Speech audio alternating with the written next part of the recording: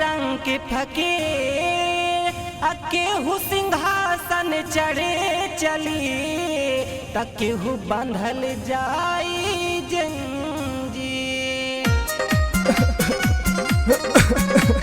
ए सुना ए सैया रउआ का भगल? अरे अब ना बचब हो। ए राजा रउआ बिना हमार पूरा जिंदगी उदास हो जाई हो। अरे टूटी जे सांस हुई मनवा निराश, टूटी नाता जे मोह माया नगरी से, जरा से हुई जे सुगना फरार, निकली जीव जतन रूपी गगरी से।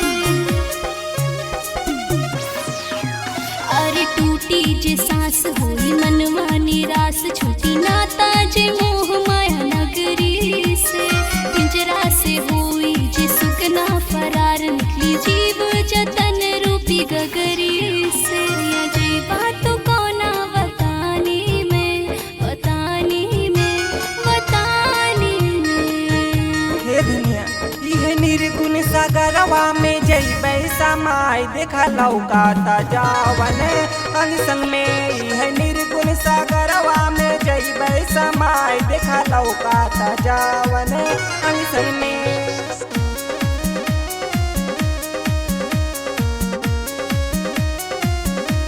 ए धनिया अब लागत कि हमारा अंतिम समय आ गइल बा। अब रउआ बिना हम अपन जिंदगी कैसे बिताए? ए सजनी ई जीवन तो 4 दिन के बा हो, जियाइल बा सबे के जाए के बा। आज हमार अंतिम समय आ गइल बा। जागी में 4 दिन की सजनी जिंदगानिया, आइल बा जगत में जे भी छोटी एक दिन दुनिया। सुबह सुबह बोला सैया मनवा घबराता, छूट जाई बंगला गाड़ी कुछ ना बुझाता। कितना मेहनत से जुटैनी जतानी से, जतानी से, जतानी से।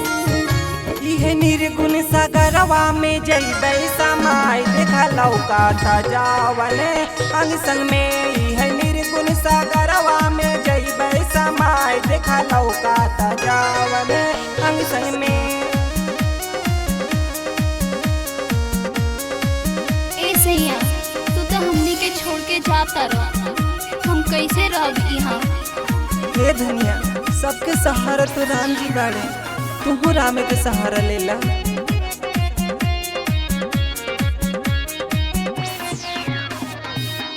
कैसे हुई हमरो बोल तरने तरनवा, जतने जतनवा हमके सरवन सजनवा।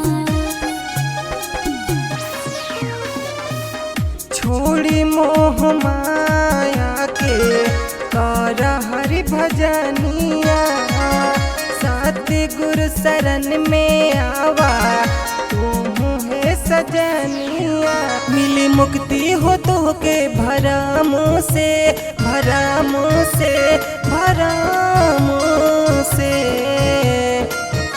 इहे निर्गुण सागरवा में जइबै समाय देखा लौकाता जावन अंग संग में। इहे निर्गुण सागरवा में जइबै समाय देखा लौकाता जावन अंग संग में। अरे टूटी जे सांस हुई मनवा निराश, टूटी नाता जे मोह माया नगरी से, जरा से हुई जे सुगना फरार, निकली जीव जतन रूपी गगरी से। अरे टूटी जे सांस हुई मनवा निराश, छूटी नाता जे मोह माया नगरी से, पिंजरा से हुई जे सुगना फरार, निकली जीव जतन रूपी गगरी से। अजय बात कोना बतानी में, बतानी में, बतानी में। इहे निर्गुण सागरवा में जइबै समाय देखा लौकाता जावन अंग संग में। इहे